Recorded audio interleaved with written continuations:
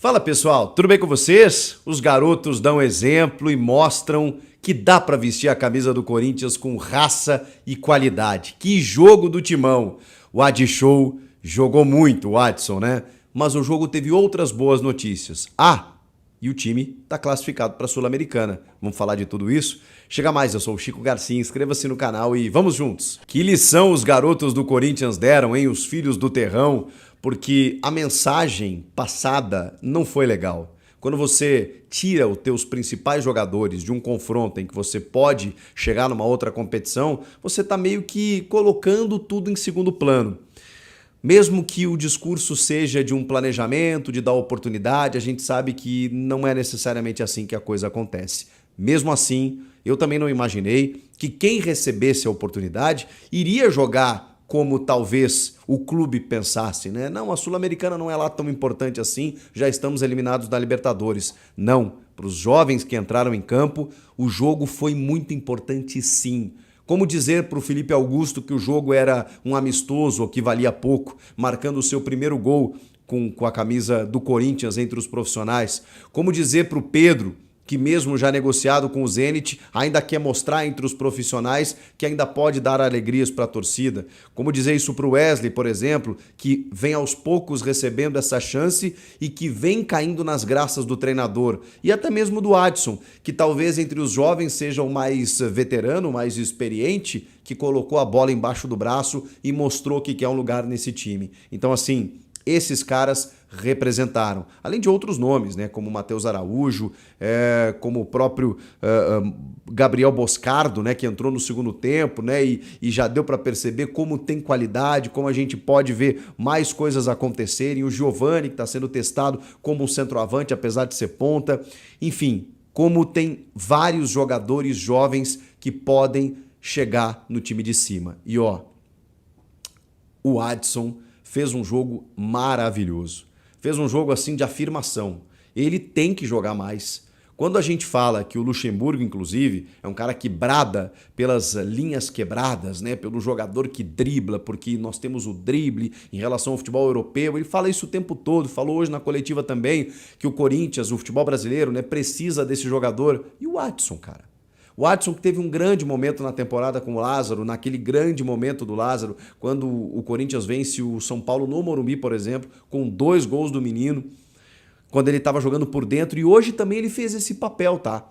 Ele caiu pelos lados, porque ele tem qualidade, ele tem 1 contra 1, ele fez uma jogada maravilhosa no gol do Felipe Augusto, o segundo gol, mas ele também deu alguns passes entre linhas, ele também buscou companheiros, ele também comandou o setor ofensivo do Corinthians. Foi um jogo maravilhoso do Adson. Wesley pelo lado esquerdo, muita jogada individual, inclusive participando do primeiro gol. O gol que acaba saindo, né, do Matheus Araújo, ele pega a bola pelo lado e ele dribla para lá, dribla para cá, para um muro na frente dele e ele não sossegue enquanto não encontrar o espaço. E aí finaliza, a bola faz com que o goleiro faça uma grande defesa, ela volta para o Matheus Araújo, que toca para o fundo da rede. Ali sai o primeiro gol do Corinthians. Carlos Miguel trabalhando bem até então. Aí vem o comecinho do segundo tempo, o Juliano faz um gol.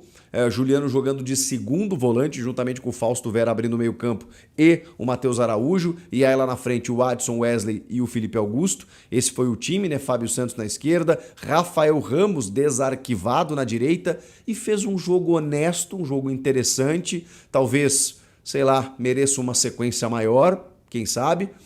E a dupla de zaga, né? Com o Caetano e também o Murilo. E o Murilo a gente já sabe que é uma realidade, né? O Rian, que é volante, entrou no lugar do Rafael Ramos. Já falei, porque o Léo Maná, né, que é lateral direito, entrou no lugar do Fausto Vera, né? Então você troca um jogador por outro. Já falei do Boscardo no lugar do Juliano, o Pedro no lugar do Wesley e o Giovani no lugar do Felipe Augusto, né? Essas foram as trocas do Corinthians.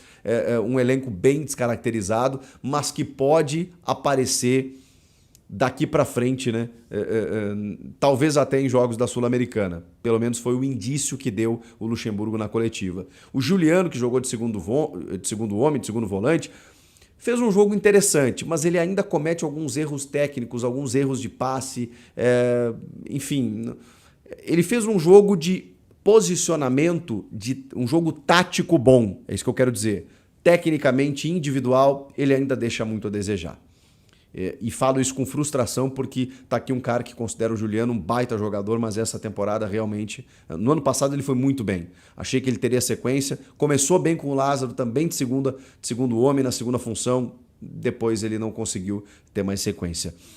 Aí depois desse gol que é anulado e tudo mais pelo VAR, o Corinthians aí chega no segundo gol com a jogada do Adson, né, que o Felipe Augusto empurra para dentro do gol, tava 2-0 e aí pênalti pro Liverpool. Juliano envolvido, né, ela bate no braço dele, tá um pouco aberto realmente, ela tá indo pro gol, o árbitro vai no VAR, avalia com várias possibilidades ali a questão e acaba marcando o pênalti. Carlos Miguel defende. Não é pelo pênalti, tá? O que eu vou dizer. E não é só por esse jogo. O Corinthians encontrou, finalmente, um substituto para o Cássio. E tô falando isso com muita clareza, gente. Não adianta sair procurando. Esse rapaz, ele é diferenciado. Ele tem estatura, ele tem agilidade, ele tem segurança. Ele pegou algumas finalizações no jogo impressionantes. Numa delas, ele até segurou a bola ia na gaveta, ele segurou, agarrou. Ele é muito seguro. Ele sai com segurança, o pênalti que ele defende é espetacular, porque ele vai no canto, ele voa no canto, e na sequência ele briga com o Fábio Santos, né? Confunde a cabeça do Fábio Santos com a bola, sai socando tudo que vem pela frente, e aí na sequência tem um rebote, ele ainda abre o compasso, e aí fecha todo o ângulo do cara, né? E faz mais uma defesa. Impressionante. Esse rapaz é muito bom goleiro. Revelado pelo Inter, o Inter não soube observar a sua capacidade. Diziam que ele era indisciplinado. Faz parte, né? Você precisa de competência para administrar isso com jovens jogadores. Você não pode perder o talento. Ele vai para Portugal, Corinthians busca, e assim, o Cássio deve ter uma vida aí de 2 ou 3 anos ainda no futebol, imagino eu, pode ser um pouco mais, pode ser um pouco menos, e se ele tiver paciência, se souberem trabalhar ele para ele fazer essa transição, o Corinthians já tem o seu goleiro. Não é o Matheus Donelli, não era o Ivan, não era o Walter, é ele, Carlos Miguel. Esse é o goleiro que vai fazer a transição para ser o novo titular do gol do Corinthians. Jogou muito e não foi a primeira vez. Então que ele jogue mais vezes para paulatinamente receber oportunidades e se preparar para assumir a camisa 1 do Corinthians ali na frente. Gente, foi um jogo assim, em que por mais que a mensagem não tenha sido positiva, porque você tira os teus principais jogadores e o Corinthians está num momento em que você precisa de confiança, eu acho até que era um jogo para... Talvez o Roger Guedes pudesse ser preservado, o Matheus Bidu, o Gil, mas o Yuri Alberto, por exemplo, acho que é um jogador que poderia ter jogado. Até no caso, é para jovens, o Yuri tem 22 anos, está precisando de um momento para fazer gol. Não aconteceu. Bom, aí a fila anda, né? Aí você vê o Felipe Augusto fazendo pivô, não foi só o gol que ele fez, não. Ele jogou muito bem no comando de ataque. Os meninos também, o Pedro, Wesley, Adson, cara, tem muita gente boa, muita molecada boa. Já tem torcedor do Corinthians pensando o seguinte, faz o seguinte, pega esse time aí, bota o Cássio no gol, o Roger Guedes e tá pronto. Não é assim que as coisas funcionam. Agora, que dá para aproveitar muita gente, dá. E aí a gente já começa a enxergar a renovação, que vai ser feita no final do ano. Ela está sendo muito importante, tá? Por mais que o Luxemburgo seja criticado por várias pessoas, de várias formas e por vários erros que ele comete mesmo, e a gente está aqui para isso. Acho, por exemplo, que ele não vai bem nas entrevistas, ele tem alguma dificuldade assim e tal, normalmente. Até a de hoje foi boa, mas ele, enfim, às vezes se perde um pouco ali.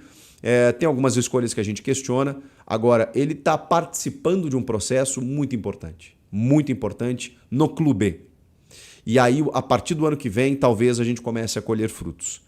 Eu sei que tem a questão da venda do Pedro, que ninguém concorda pelos valores que foram, e talvez até alguns outros jogadores possam ser negociados ali na frente, porque o Corinthians forma muito bem jogadores, mas vende muito mal. Essa é uma realidade do clube, muito pelo desespero, pela condição financeira do clube, em que você acaba perdendo muitas joias por valores irrisórios, muito menores daquilo que eles poderiam valer.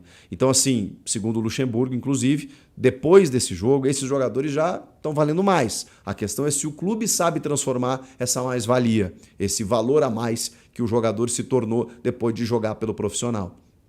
Tomara que eles não saiam nessa janela, nem na próxima, e que aí o Corinthians consiga fazer essa renovação, com reforços, evidentemente, com esses jogadores subindo e com muita gente indo embora. É isso que precisa acontecer no final do ano. É uma reformulação e que pode começar agora. Ele também falou que entre as prioridades é óbvio que a Libertadores tem um peso diferente do que da Sul-Americana, que a Copa do Brasil tem 6 jogos para o time ser campeão, por exemplo. Então que haverá um foco maior. E no Brasileiro, sair da situação onde está e buscar, quem sabe, uma vaga de Libertadores, que é uma condição mais interessante. E a Sul-Americana não está entre as prioridades. Então esses jogadores vão jogar mais. Indica que talvez os moleques possam atuar mais na Sul-Americana. E aí a gente vai poder vê-los mais e também, quem sabe, aproveitando ali a oportunidade de teste para eles subirem, né, para o time de cima, para as prioridades, para os jogos mais decisivos. Então foi um teste interessante, os meninos passaram no teste, foi um jogo maravilhoso dos garotos, que em termos de personalidade, em termos de vestir a camisa mesmo, se doar, se entregar. Você viu a emoção dos moleques comemorando o gol e isso era fundamental no jogo de hoje. Eles entenderam a importância do jogo. Uma Sul-Americana, por mais que seja secundária, ela tem bilheteria, patrocinador, premiação, prestígio internacional e a possibilidade de um título, que o Corinthians não tem, que daqui a pouco é muito mais viável do que uma Copa do Brasil e um brasileiro nem se fala. Então, esses meninos entenderam o valor do jogo. E aqui o meu aplauso. Meu aplauso também para a fiel torcida. A organizada fez protesto, 35 minutos em silêncio, nariz de palhaço e tudo mais, faixas para a diretoria, super no direito. Mas a fiel compareceu. O jogo 9h30 da noite, Corinthians eliminado da Libertadores, sem os titulares, 27 mil pessoas. Meu aplauso. Comenta você o que você achou do jogo aqui. Inscreva-se no canal, deixa o teu like. Eu volto na próxima. Tchau!